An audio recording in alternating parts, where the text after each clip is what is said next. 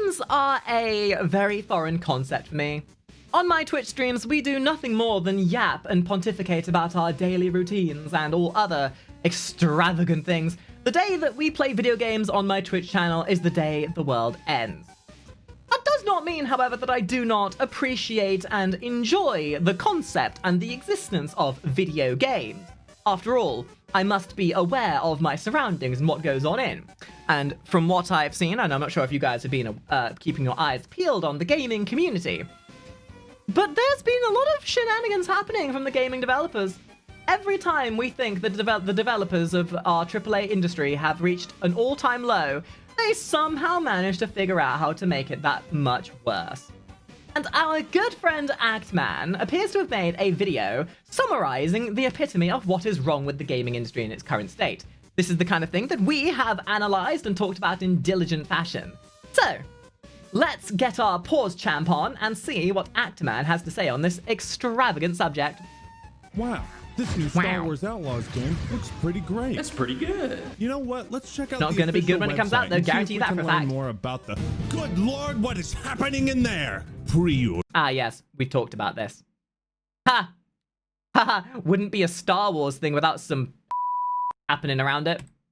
Get 3 days early access. Can we just have a Star Wars game that isn't absolute ass on launch? And get 3 days early access. Pre-order. That's four pre-orders on one screen. Hey guys, did you know that if you come to my Twitch channel and subscribe with tier 3, you can unlock my audio and visual at the same time? But if you follow me, you'll only be able to watch my stream in 5-second increments, and then it'll phase out to an advertisement. But if you subscribe at tier 3, you get my visual, audio, and no ads.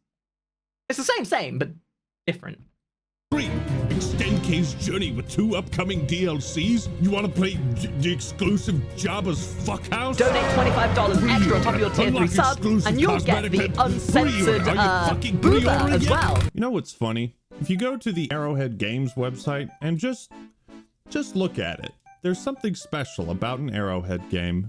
We've literally made this analysis in the last video we uploaded about why Helldivers is so good. And it's like, you have the antithesis, right?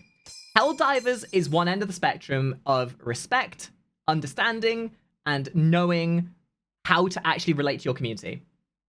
And then this new Star Wars game, Rogue, whatever it is the complete opposite other end. It is the epitomization of how you predate your community, take advantage of terrible business ethics, and essentially, the way this is kind of working, and it's unfortunately becoming more and more prevalent, and is something that's been happening pretty much over the last 6 or 7 years, is one developer will do something really egregious. One developer will do something really bad in their game. Like, they'll make it really, really expensive, and they'll compartmentalize it out the wazoo, and they'll make you pay DLC that should have just been part of the base game. This will be considered atrocious. Really bad. It'll be like a 9 on the hatred meter. Think about like Escape from Tarkov at the moment with their $250 DLC expansion, like early access kind of thing they're doing that everybody fucking hates. This will be hated tremendously. But then what will happen is a few months down the line, they'll do something that's bad, but not quite as bad as what the previous greed that they did. And what this does, people will be like, you know, this is then like a 6 or a 7 and in the bad spectrum. So people are going to be much more willing to accept this because it's not as bad as what this was. And eventually, when this happens enough, it becomes normalized. When you have enough 6s and 7s in terms of greed and and AAA bullshit, all of a sudden, after enough time has passed, what this original one was doesn't seem quite as bad. It's a tactic in the gaming industry of normalizing bad business behavior, and that's what they're doing. And although, you know, the Rogue Company is we're still in that period where what they're doing with Rogue Company is seen as atrocious. In 5 years' time, it's more likely to be normalized. The response that's being done now for this Star Wars game will be probably half as bad in 5 years' time. Like, if you were to show people from the early 2000s, Helldivers, and the fact that you could buy cosmetics, they would have seen that as like, whoa, what the fuck, dude? You guys remember Mass Effect when they first put like loot boxes into games and that kind of jazz? That now is just normal. And that is what normalization is. That's what they're trying to get away with. They're trying to berate you with so many terrible business practices that eventually the less terrible business practices will seem fine by comparison. At least it's it's like you've been taken to a theme park, and your friend you're with says, "Hey, let's ride the carousel," but the carousel is completely covered in dildos. And you want to ride this carousel, but the only seats left on this dildo carousel are the extra large dildos. So you think, nah, dude, I'm not gonna do that. I'm not gonna do that. That's not for me. That's not for me. That's terrible. So you go away and you come back a little bit later, and some of the smaller dildo seats have opened up, and you're like, oh, that's okay. At least I'm not going to be fucking myself as much as I would have if I would have taken the extra large. Same, but different. Games should challenge the creativity of the individuals who play them. We want our games to help forge friendships. And look at that. The getting fucked metaphor is what the AAA industry are doing to us, in case it wasn't obvious. I think this is a great way to illustrate what AAA gaming has become and what indie gaming has evolved into. The difference in priorities is clear, and you might assume, Actman, that's just typical Ubisoft greed and shenanigans. But you're wrong. It's worse than that.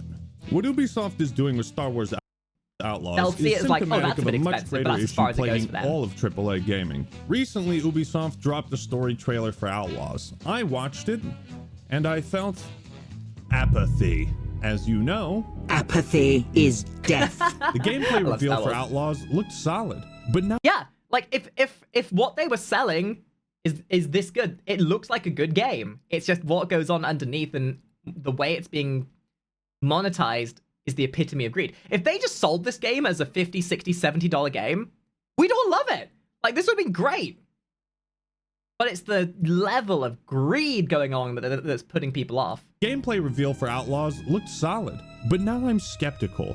Maybe it was the boring writing, the generic presentation, or the fact that they're directing people towards the $120 version of the game. It's not a terrible game, but it's not like it's going to break the boundaries of what's capable. I like money. Still, I don't remember the last time I felt sometimes it's nice just to have a basic game. On the flip side, one of my buddies sent me a sometimes trailer it's just for a nice game to have a game that is a game. Kingmakers. I've never heard of this franchise saw nor the this. studio behind This is a good game. But let's check it out.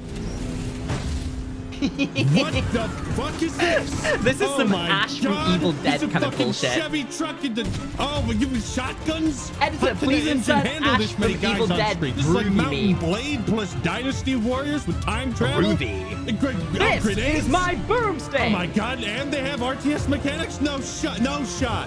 It can't get any crazy. Helicopters too? Here's the question of the day. I'm gonna play the shit out of that game when it comes out. Fan, am I more excited for this and not this? Well, guys, which one are you more excited for? Well, the answer is obvious. It's Ubisoft. But like I said, AAA gaming has been in decline for some time. Meanwhile, indie games have become a spawning pool for creativity and imagination. You may have... I'm not going to go into that because we've talked about it ad nauseum in the past. There is a validation for that.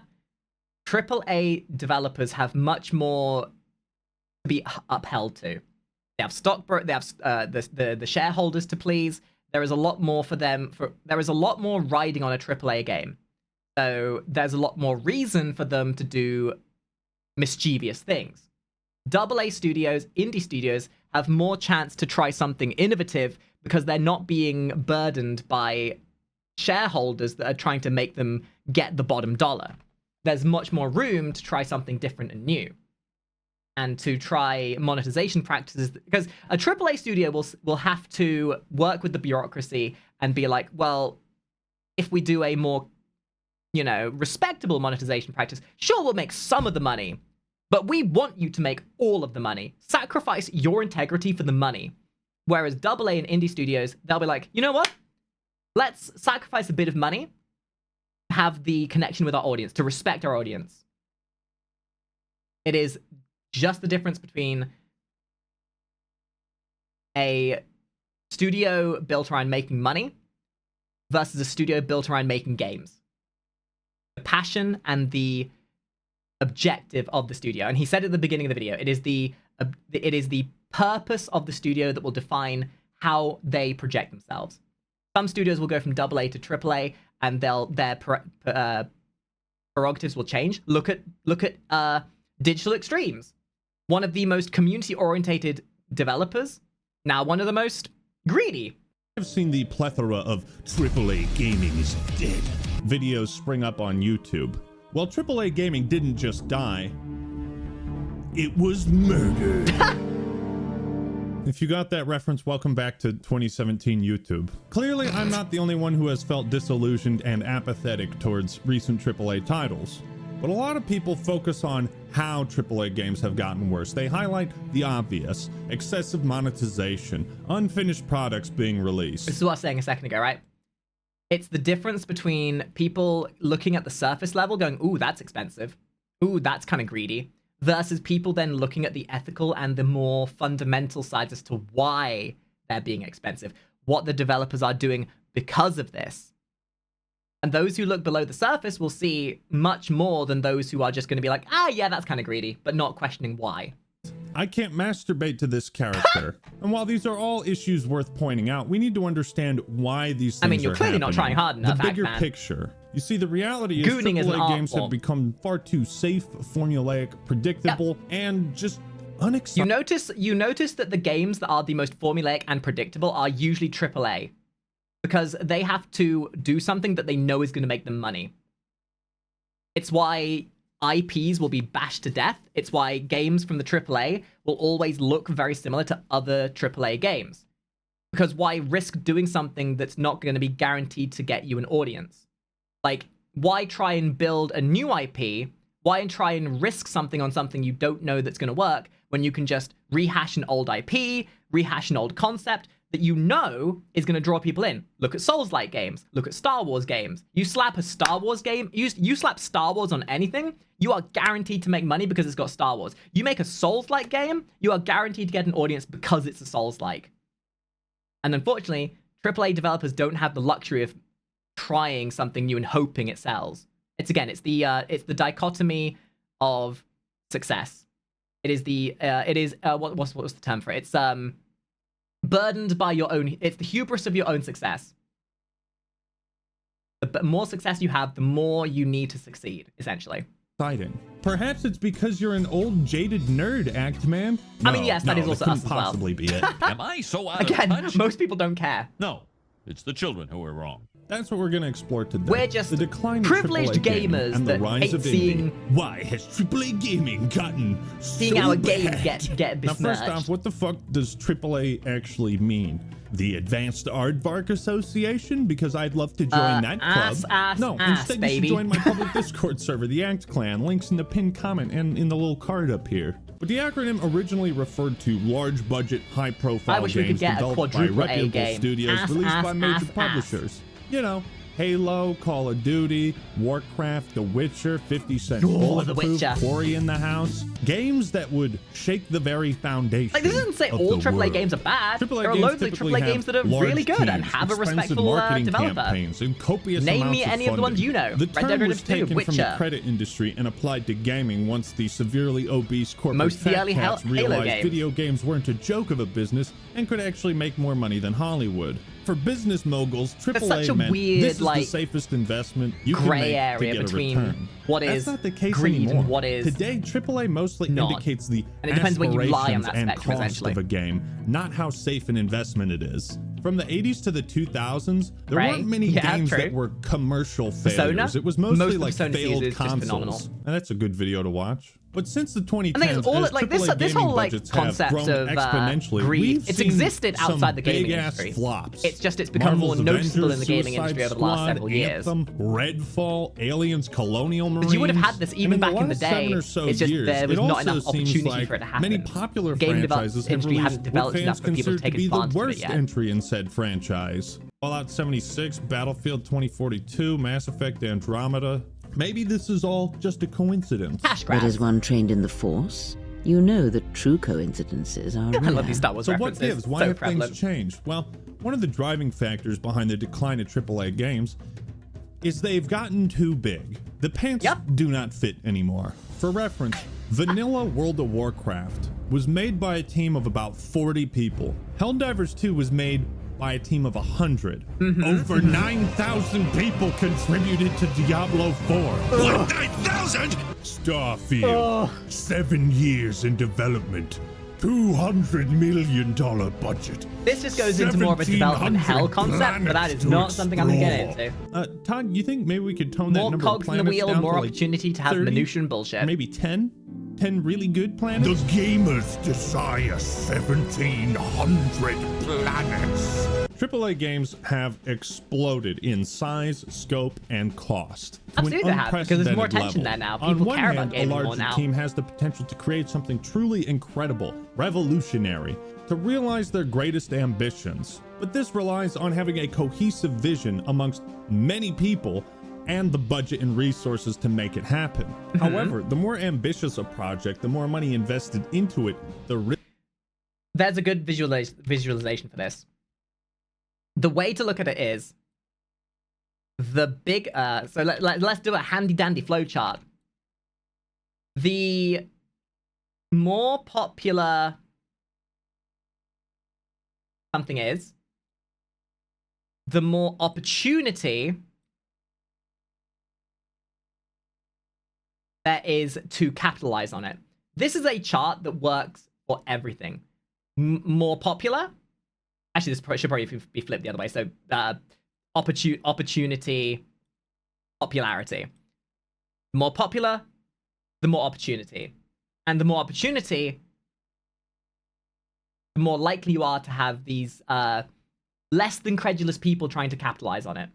It is the epitome of modern capitalism. riskier it becomes. And you didn't think Immortals that of you didn't Avium, think that a game you politics probably played into your never video heard of, games. was Ho-ho! the debut title for Ascendant world we live in. Studios. And for some inexplicable reason, the game was given a budget It's of not intended to be political, but politics are $125 underlying in everything in the smackaroos, games industry. making it one of the most expensive video games ever made. What the fuck? Wait, which game? Immortals of Avium? Oh, that was that really shit game that came out around the same time as Forbidden? Forspoken. Yeah. No, Immortals of Avium and Forspoken came out around the same time. They had like a multi-million-dollar budget, and they both flopped within days of launching. Video games ever made. I completely What the forgot what fuck? Immortal even was. Immortals sold poorly, and Ascendant, after releasing their first title, had to lay off almost half of their Yikes. staff. 6 Ooh, months I wonder if he's later, gonna the mention remaining Forspoken. employees were furloughed. A fancy word Go for on, mention Forspoken. You know you want to. maybe you have a job, IDK? And the company's future is uncertain. Sometimes memes can spit truth. I want shorter games with worse graphics made by people who are paid more to work less, and I'm not kidding. Isn't it, we spoke about this before I started recording this video, but isn't it a telling sign how, also lovely freeze frame, isn't it a telling sign how people enjoy the older styled games more nowadays? Like, we've got this renaissance of retro gaming theology, paying more of a diligence in game creation now than it did back in the day. Like, people are much more likely to enjoy the old style of games. Like, Doom Eternal, even though it's a modern game, was conceptualized off of the original concept of how old games worked. Simple concept, simple function. Helldivers, simple concept, simple function. A very singular notion of how to play the game. And the best example of this? World of Warcraft Classic. The fact that modern retail World of Warcraft is so bogged down in minutia and modern politics that people would prefer to play the version of the game that came out 20 years ago. That's what this is. Immortals of Avium is a mistake that shouldn't have happened, and it's the exact type It's of a lot of reason people why just trying to AAA overcomplicate publishers are something to make sticking it with seem bigger than it familiar is. IPs and playing it safe. Sometimes You people guys just want excited something for simple. Call of Sometimes Duty people just want to blow 26 up to come out bugs. later this year. The bigger they are, the harder they fall. But why was Immortals, this random game, bloated with such a ridiculous budget and high expectations? Out of touch developers, not enough research, just not giving a damn. The list really could be endless. Well, COVID-19 changed a lot of things.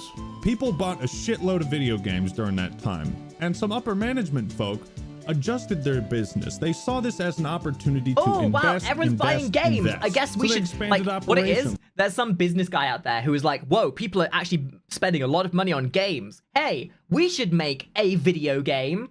And then they've never played a video game in their life, and they go to Google and say, hey, Google, what's a video game?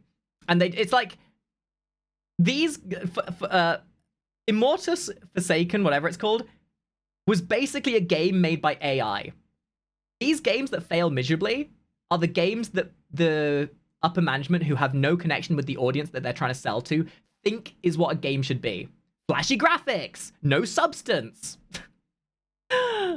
Hired more employees, but of course, the Hey, video game AI, sales caused by the pandemic ChatGPT, didn't what is last. a good video game? And we're now seeing the fallout Jazz, of that you know what I mean? overexpansion. Where you let the concept rule Fallout them. New Vegas.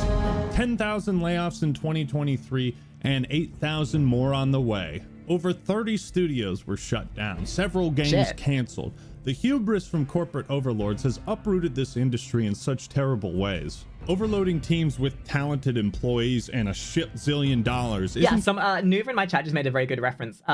It would be like a studio. So here's a really fun analogy, right?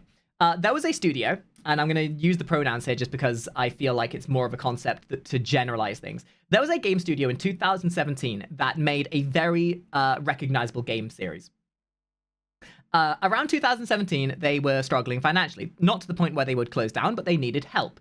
So they employed, or they merged with another studio. This studio didn't really have much in terms of games, but they did have money and capital. Now, the head of this merge had never played a game in their life. Their entire business and portfolio was in housing. Now, that person who knows housing knows how to make money. And he will make money through housing. But does making money through housing correlate to making money through games? No. So when this person who was very knowledgeable with housing came into a gaming industry with no knowledge of what he was making, all of a sudden this merge was incentivized to, well, you can make money by making this game like a house. Which means it lost the original concept of what the game was truly meant to be. And instead, it would be like the equivalent of a Sonic game suddenly having hyper-realistic graphics. Wink. But that never happened, right? Some magical recipe for success. In fact, it puts the studio in a much more dire, stressful position, because if the game doesn't sell well, they're fucked. Blockbuster game development costs are out of control. According to a study by the CMA, a single AAA game could have development costs between $90 to $180 million, plus That's $50 to $150 million for suffering from one's own marketing. success. That Suicide Squad game that 200 people are playing?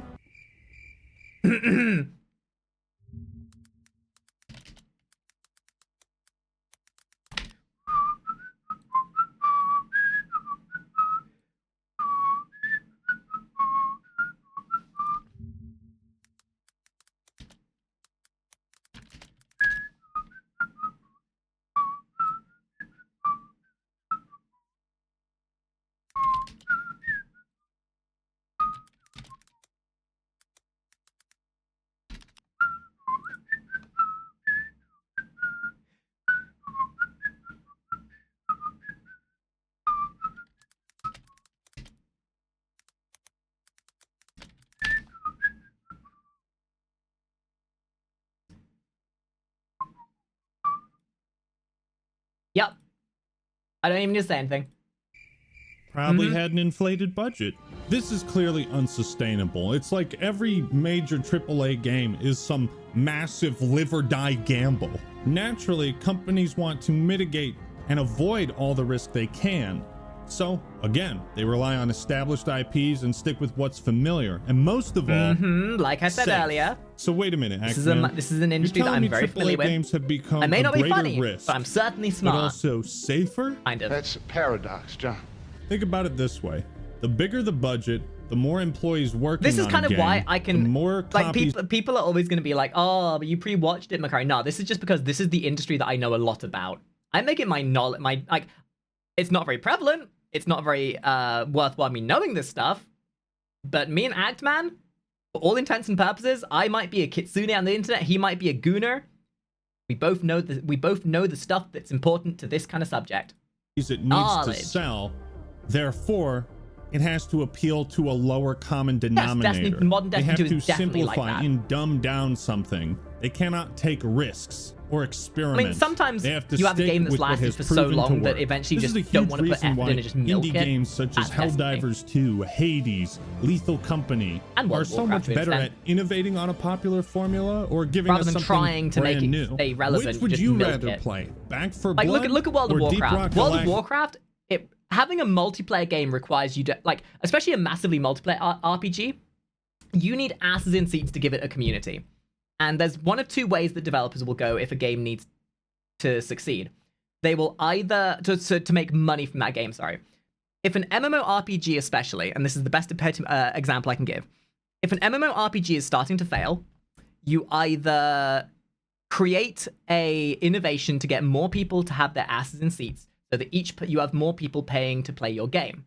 That would be the sensible way, because then you keep the community. You foster the people in that community to enjoy because there's more people in it. That's the good, like, lawful good way to do it. However, the chaotic evil way to do it would be then, rather than putting in the effort to try and get more people in seats, you just milk those who are still playing more. Like back in the day, you'd play World of Warcraft for $9.99 a month, no microtransactions, nothing. Whereas now, every single person playing World of Warcraft ends up getting milked infinitely harder because of the mounts, the microtransactions, WoW tokens. They try and make more money per person rather than having more people play their game to benefit the community. That's the I better epitome of see it. some fucking rock and stone in the comments. But that's the thing. Rock and Back 4 Blood Stone! is a cheap imitation of what inspired it, while Deep Rock Galactic is a unique twist on the whole four dumbasses trying to accomplish something co-op game. Hey, don't you make fun of my regular brimming setup. with charm, style, and this is gonna sound cheesy as fuck, but you can feel the love that went into it. I can't say the same with Back 4 Blood. People are not stupid. 90% of people can tell when a game has had passion put into it. Because there's charm, there's intrigue, there's fun, there's personality. You can see the personality of the developer. You can tell, and anyone here in my chat and anyone in the comments, you can tell when a game has been made to tick some check boxes. When it's formulaic, when it's just there to meet a benchmark, to meet a sales term, as it were. What are some other examples that illustrate how games have gotten safe? Well, let me ask you this. Did you think for 1 millisecond that the Modern Warfare 3 remake was going to do the no Russian scene justice? Of course not. Did you think it was going to be as shocking, if not more so? Because if they did that, less people would buy the game because they wouldn't want to do something confrontational, which is an innovation to the modern era of gaming, sure. Woo! Oh, give That's the not writers a faithful raise. to the original. Of course not. Like, even Call of Duty feels like it's been sterilized, but of course there's some exceptions. That is unfortunately with, just like, the Cold that is War. more I of mean, an that game took some indicative. That serious is more risks indicative with of our its campaign modern and era story, and it paid off. and our modern Gamers world love than it is the being games themselves. surprised. We love being thrown for a loop because it's so hard. No one's willing to do now anything in the like age of the internet and with all political these or leaks and everything. This is why confrontational or Helldivers anything these 2's days, live 'cause they're service afraid that is it might retaining so many players because put people there off playing the haven't game. been Meanwhile, Helldivers 2 is a literal parody of our modern world. People are not as snowflakey as the AAA industry wants us to believe they are. 99% of regular gamers are totally okay with confrontational, very in-your-face subject matters. But the problem is, most of the AAA industry don't want to lose that 1% because that's 1% extra profit margins for them. So they play it safe so they can try and get everyone. any roadmaps going into It's like excruciating detail. Fortnite. I cannot believe that this is my analogy. Fortnite used to give their characters butt cheeks. Fortnite characters used to be thick. You look at like 2019, 2020 Fortnite characters and how thick they were versus the flat pancakes that they're giving their Thanks, characters suspecting these days. Skull for the sub. The game itself is whatever, but they're not willing to sexualize their characters anymore because they're too afraid that parents might not let their kids play it anymore. Detail about what to expect. It's why the redemption of No Man's Sky hit so hard, because Sean and Hello Games They might be curvy. went into They've got no hibernation butt. and They got no came booty. out when They they got no had cake. something to show people. We all like when I say cake. safe, I'm not just talking about the lack of innovation with game design, but also the writing. AAA franchises that Stellar used to Field, go whatever it's really called, being a hard really with the interesting game to dialogue see. now feel tame, like they're pulling punches. I'm not a huge expert on Fallout, so Fallout fans, please correct me in the comments if I'm wrong. But there is a massive Fortnite got difference decaked, and I'm between so Bethesda's upset. Fallout games and the other Fallout games. In New Vegas, you can literally sell drugs to children. like that's a real choice you have in the game. Oh, England simulator, am I right? Yo, kids, you want to buy some jet? You can be an absolute maniac. You can shake down a guy for caps and he'll say, well, you've taken everything but the clothes off my back. And then you can say, actually, give me your fucking clothes too. You know what I mean? Like, for some reason, I just Man, can't we need to play picture these Fallout at types some of point. things being in a new Fallout game. KOTOR 2 is also a fantastic example because I doubt we'll ever see a Star Wars. No, Star Wars in general is a great example of this. Like, the entirety of the Star Wars franchise has been de-riskified. Everything Star Wars related generally these days is dumbed down. The lightsabers are pathetic. The fight scenes are pathetic. They're not willing to be as confrontational with the subject matter in Star Wars in all ways. Game that takes the franchise in such a bold direction. KOTOR 2 is a Star Wars game where the main villain wants to kill the Force. No more siblings kissing each other. Destroy the Blech. Force, like remove it from the If my universe. Star Wars game doesn't have Destroy incest the in it, I'm not concept of interested. Sith and Jedi completely. There's no way in Nar Shaddaa we'd ever witness a Star Wars game that delves into that sort of thing. According to Obsidian, Chris Avalon, one of the main writers for New Vegas and KOTOR 2, Obsidian made multiple proposals to develop spin-offs for Fallout and the Elder Scrolls, all of which were turned down by Bethesda. And why? Perhaps it was too risky in their eyes. Here's another example, Halo Wars 2.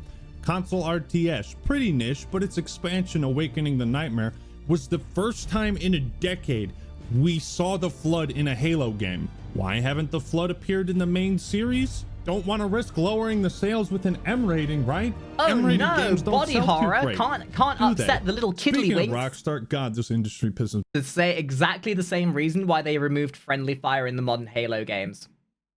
Can't have my child getting bullied by those kids online. My child wanted to pick up the sniper rifle and he got team killed for it. Now he's upset and crying in his room. Oh no, think of the children. I'm not going to let my son buy these games anymore for risk of getting bullied more. No, I'm going to make my child a snowflake.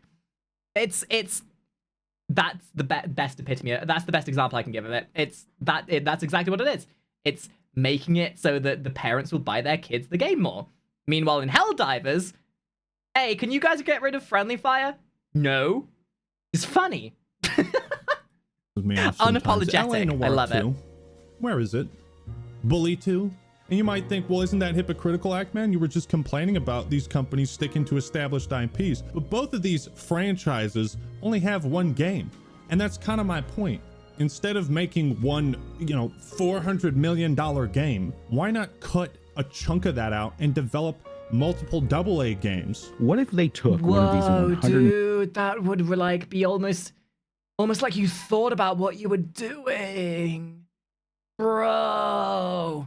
$50 million AAA budgets and made a couple of $20 million bets with them, right? And just funded a bunch of projects and No, because that would require them to have to count to more than 2. Dude, I can't. I have ADHD. This game developer has ADHD. They can't focus on more than 2 projects at once. What are you doing? Nah, man. the risk is much smaller. And I think that would be very good for the industry. And I wish AAA would take more risks like that.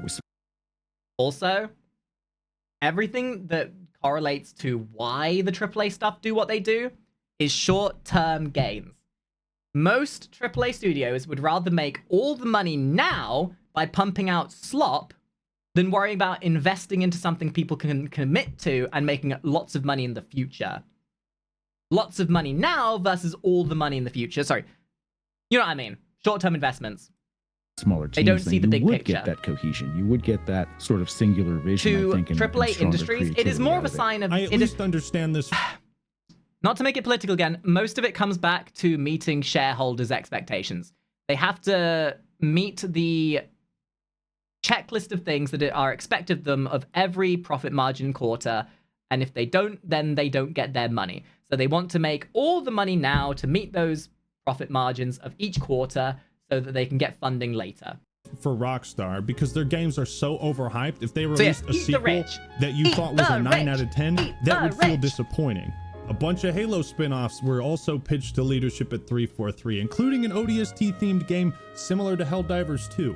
Imagine what could have been. I guess I just don't understand why the corporate side of game development treats every title like it has to be an in bet. Do you see what I'm getting at? So many of our favorite franchises that we grew to love because of how bold they were are now playing it safe. And the thing is, like, most of And us that's still why enjoy indie and AA the gaming is brand of thriving this right stuff now, that's because been they can take corporatized. risks. Halo, They're I not still love as a obsessing universe. over how It's many just a people shame are it's been gonna buy the corporatized. game. The I would play a developers Halo of Palworld ODST were game. like, well, hope this doesn't make us go bankrupt. Indie studios are operating at the level that AAA used to. And when you don't have to make hundreds of millions of dollars to keep your company afloat and not fire your entire studio, you can take risks. And going back to my initial comparison between Arrowhead and Ubisoft, there's a huge difference in the mission statement. What I think a bit of it is, from the audience's perspective, is that even though the expectations of the AAA industry have changed and the AA industry have gone up, our understanding of the industries haven't evolved with it. So people are willing to look past the AAA because they still expect the AAA industry to be like what they were 10 years ago. Like, we're still holding them accountable to the fact that we think that they're these friendly businesses that were making fun games back in 2015, back in 2012. But in the modern era, that's just not what AAA industries are anymore. Of AAA and indie games. Baldur's Gate 3 Thank you, is an Patrick. indie game. Larian is an independent studio, but the quality is so amazing, you'd assume it's AAA, right? There's this trend of indie developers reassuring customers that they're not going to nickel and dime us. No, there are no in-game purchases in our game. We believe in providing a complete and immersive... Isn't it a scary thing where nowadays we're surprised when a game doesn't have microtransactions? That's what I was talking about earlier. We've been normalized into seeing microtransactions. gaming experience without the need for additional purchases. Vermintide 2 is one of the only games to do loot boxes right because they didn't sell them. At the height of the loot box craze, no less. Helldivers 2 doesn't let you pay for tiers in the freedom passes. Indie developers can afford to be more player friendly. So this is what I meant by the gray area. There is level of monetization, and here's the thing. As I think that monetization in the modern era is fine. That is the evolution of gaming. As gaming development has become more expensive, there's been needing more ways to make money from making games. That's totally valid. It's just how ethically you do it. As I said, there is a line, and it depends where you decide to land on that line as to how predatory you are. You know, like there's at the bottom end of things, no microtransactions. And the further down this line you go, the more the game is chopped up and predates on your need to play that game. So at the farthest end, it'll be like mobile games, where the entire game is designed around you having to buy the sections of the game that allow you to experience it to the fullest. Things like Helldivers are sort of at this margin here, where there are certain aesthetical parts of the game where your experience playing the game is not affected by your ability to spend money on it. But then down this end of the spectrum, you've got things like, I don't know, Escape from Tarkov in its current iteration with its new Unheard of edition, where you're able to buy components of the game. Or, you know what, the Star Wars game. The Star Wars game is probably a better example, where integral components of the game have been removed. It's like being given a sandwich, but instead of just being given the sandwich as a whole, you're having to pay for the ketchup, the mayo, the extra slices of salami, whatever. And the further down the spectrum you go, the less ethical and the more greedy it becomes. And essentially, the more successful a AAA studio is, the more corporatized they are, the less they care about how greedy they are. At the end of the day, I heard an amazing quote from the House TV show yesterday. They said there was in one of the episodes, I think in season 6, Cuddy's trying to like earn money for the or like trying to win over a contract for the hospital, and she goes up to the head of this company trying to wager, to try and barter with them for a better cut. And the guy, she's like, if you don't do this for the benefit of the hospital and the people in the hospital, I will slander your name and I will make people realize how greedy you are. And this guy turns to Cuddy and says something to the line of, hey, you can slander my name just so long as I'm still rich. Same thing. Exactly the same thing. And these massive budgets. You might think all these egregious they don't care about their name because is just pure here's the thing. The people who are earning the money, Bobby Kotick's, if you will, these people do not have their names on the studio. It's their greedy choices, but none of their risk. Because their greedy choices will make the studio look bad, not them.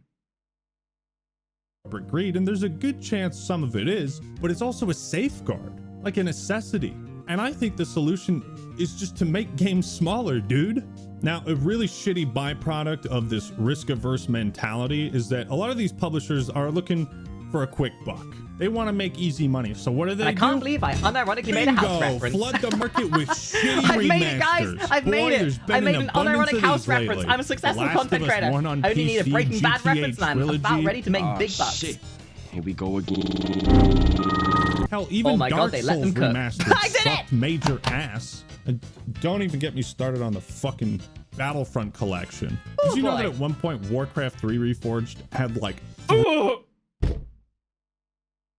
it's like there's no middle ground. It's either no budget or dump the bank account. Meanwhile, Lethal Company, made by one guy. Now, because studios are investing so much, they tend to interfere with the creative process to insane degrees. They see trends that are making money elsewhere, and they think, well, let's just throw that into our game. I'm funding this. What I say goes. Redfall lost 70% of its arcane staff during development, struggled the whole way. Development of Redfall began in 2018 as parent ZeniMax was quietly looking to sell itself and was encouraging its studios was like one of those games that if you had a couple of friends games as a service projects like Overwatch. It was like Overwatch. a 4, maybe a 5 Microtransactions were intensely encouraged. Just not worth However, the $70 problems in they were trying to asking. develop Redfall surfaced early. Firstly, management kept offering conflicting visions of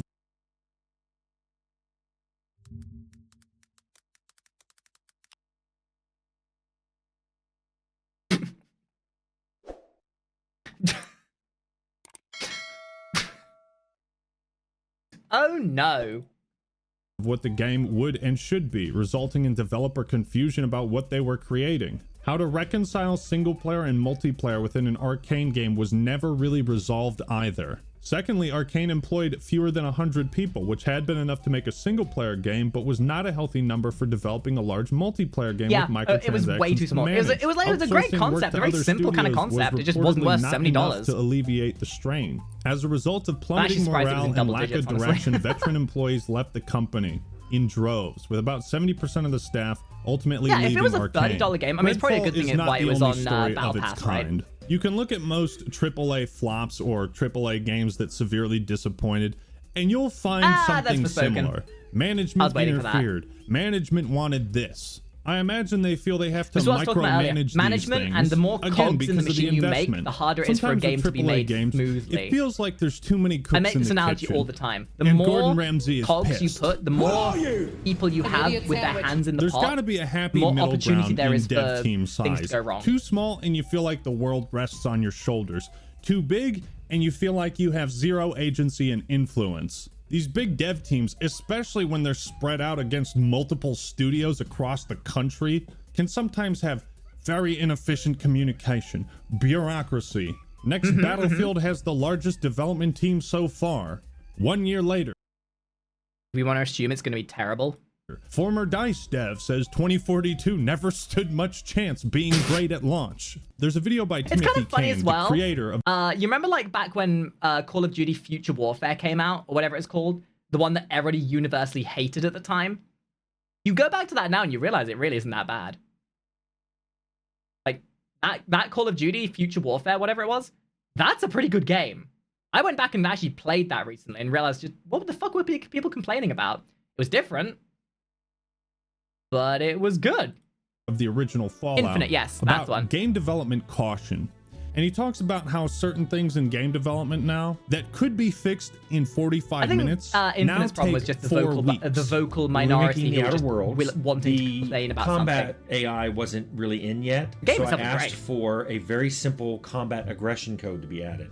This is how simple it was. Every time an NPC got shot, they would see if that person was on the list of someone who'd shot them. If they weren't, they'd add them to the list with the amount of damage they just took. If they were already on the list, they'd just add the amount of damage they took. Whenever they're deciding who to attack, Yeah, only humans, they attack like the person five. at the top of the list. That's it. That's all I wanted. The programmer who it got signed to came to me and said, I need 4 weeks. And I'm like, why? Walk me through what you're going to do. And he goes, you don't understand. And I was like, I've coded this 3 times. Walk me through it. And he wouldn't. He left. He left angry. Lead programmer came back, started Oh, yelling God. at me, saying, if he says he needs 4 weeks, he needs 4 weeks. And I'm like, then I will do it. I'll have it done. What he's talking about is employment churn. How fast you go through your staff, essentially. And the trouble is the more what's the word? The stronger the worker churn, the harder the brain drain.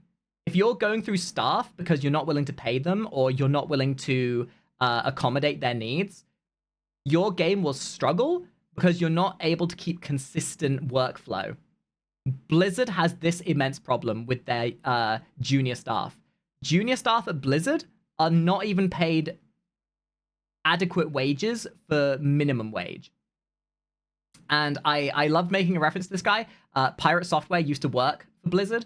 He talks a lot about the experience of working for them and how Blizzard were like one of the best examples of brain drain, about how you had a core staff that would basically run things, but no one was able to. Most people wouldn't stay in Blizzard just because they either weren't paid enough or the treatment they had was terrible. And when you have that level of churn, you'll never be able to keep a consistent workflow. They even fired 600 of their staff members only to hire them back at a cheaper rate.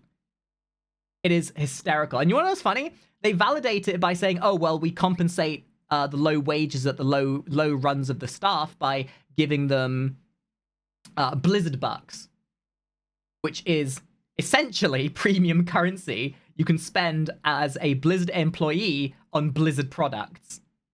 Imagine that. Imagine working for Blizzard of Entertainment and being told that you're not being paid minimum wage because you can be compensated in Blizz bucks.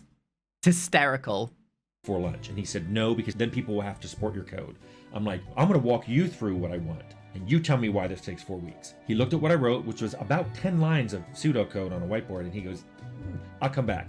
He came back about an hour later and said, what about 2 weeks? And I said, do I have any options here? Fine. 2 weeks. You want to fix these lines of code? That decision has to go through 10 fucking departments now. It needs to be approved by your manager, by your manager's manager. It has to go through the marketing team, the DEI office. The fucking AAA industry janitor's needs to cousin has to approve understand it. the Indie developers KISS don't mentality. have the same level Keep of bureaucracy. it simple, stupid. I imagine if there's a problem with the code, you Having could just walk over having to that level of management for a lot of industries is fine. That helps keep you safe. It doesn't work in every industry, and the studios that understand this are the ones who succeed. You cannot have the same level of infrastructure for the gaming industry as you would do for an accounting agency, a housing agency. It doesn't translate, and those who haven't done their research, those who aren't willing to adjust to the fact that the gaming industry is that different, are the ones who struggle. to the cubicle at Jimbo and ask him about Again, it. it's the lack of without the foresight, fucking HR lack of department breathing willing down to your dedicate, neck. to And you learn. also have to make games that can be released in China. You need that China money. It has to hit certain China, quotas that's a and whole different scores story. on diversity, equity, and inclusion to secure funding. And the game needs to have microtransactions for this consistent revenue source, a live service business model, so that makes the investors happy. And can you see how creativity dies in this environment when Yep. games are made by committee and not creativity? It also seems like the more All I employees a heard in that company sentence was has, titty. the easier it is for you to blend in and not be seen or heard.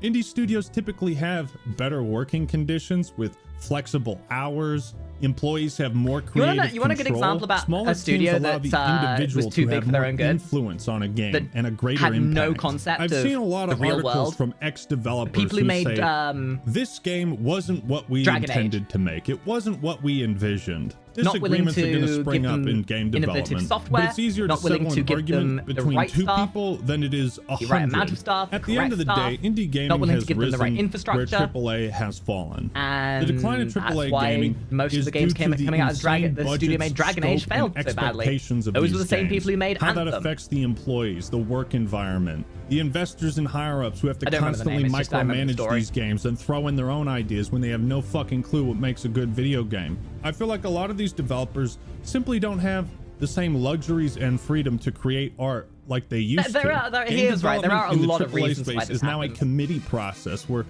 simple all of it is under their solutions to control, but bugs most of it can is. take weeks. Most of it where the is freedom just a to express and unwillingness to create art adapt and and take innovate. risks is suppressed in favor of creating the generic and the safe. Too many external factors have disrupted what used to be a creative process with the Mm-hmm. singular goal of making the best and most fun video game possible. Mm-hmm. It ain't about that no more. This shit has to make money, and a lot of it. And Right it's for now. all these reasons that Don't worry AAA about the money in the gaming is future. Worry about declining, all the money now. and why indie titles are thriving.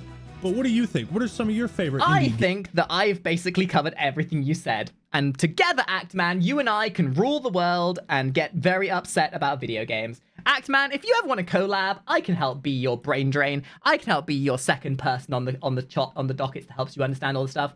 I will happily talk about how shit the game industry is. All right. Ladies and gentlemen, please let me know what you thought of the video down below. Go and watch the original. Go like Actman's video as well. Show the love to the original content. And I'll see all of you guys in the next video. Bye-bye!